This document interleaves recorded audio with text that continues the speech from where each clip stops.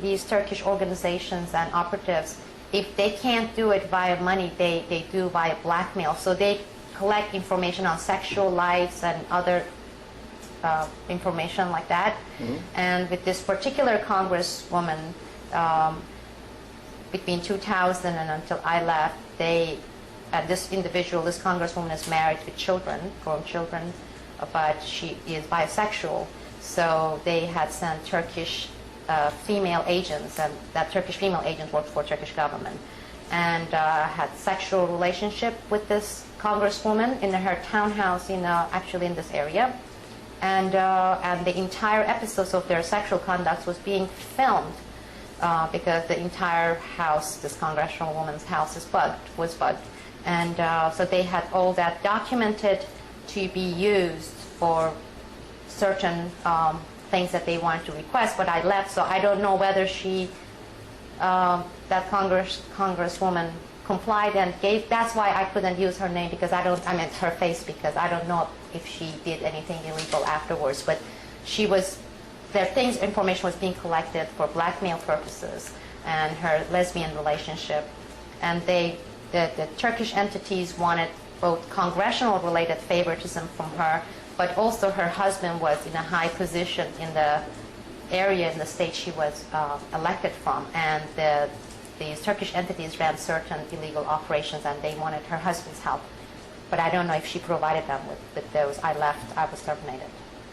Can you tell me how you know all of that? Everything you just told me? I can't discuss the intelligence gathering method by the FBI, but in general terms, when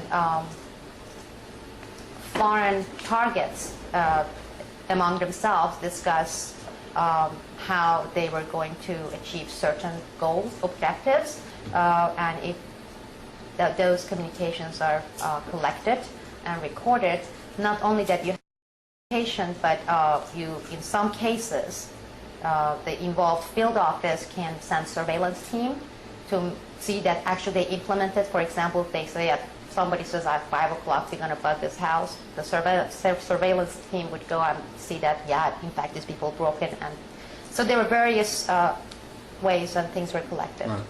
So just to make sure I understand this, the Turkish entities were at least preparing to blackmail this congresswoman.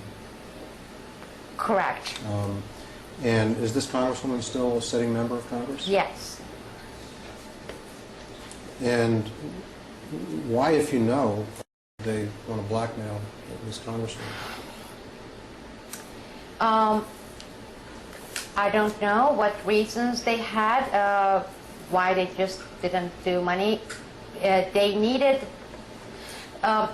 I was trained as a language specialist by my agent to find pertinent information, and one of the things that we were taught in the FBI, everyone was taught in the counterintelligence, that the target U.S. persons, whether they are in Congress or executive branch or wherever, first go by foreign entities through what they refer to as hooking period.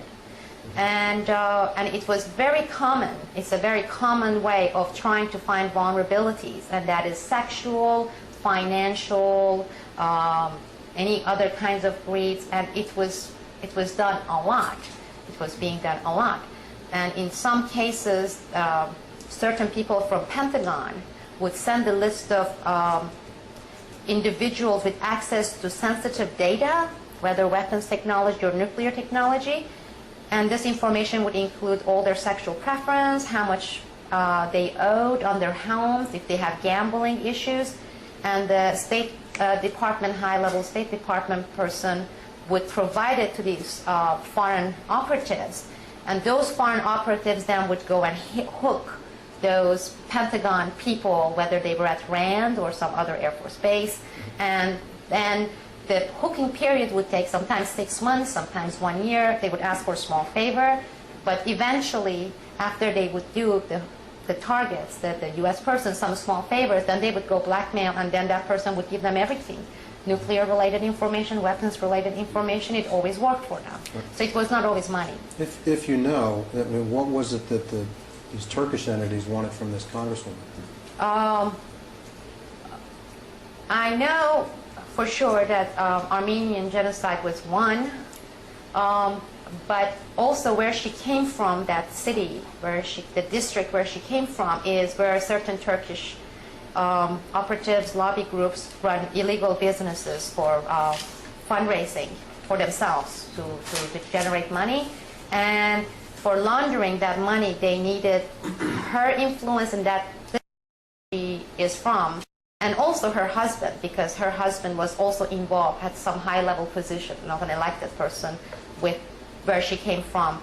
And they had another representative who was making it possible, but supposedly she, at that point, was an obstacle. That's all I know. In your experience, I mean, was this hooking technique used with other members of Congress by Turkish entities?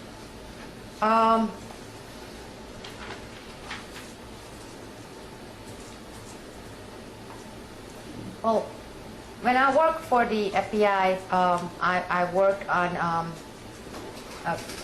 operations that were not only current, but a specific period of 1996 till 2001 December, 2002 January. So there were a lot of things that a certain field office had provided me to go over, and some of that I didn't complete. But one example would be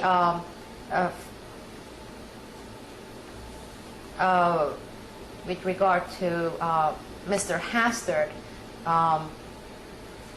For example, he used a townhouse that was not his residence, and for certain not very morally accepted activities. Now, whether that was being used as blackmail, I don't know.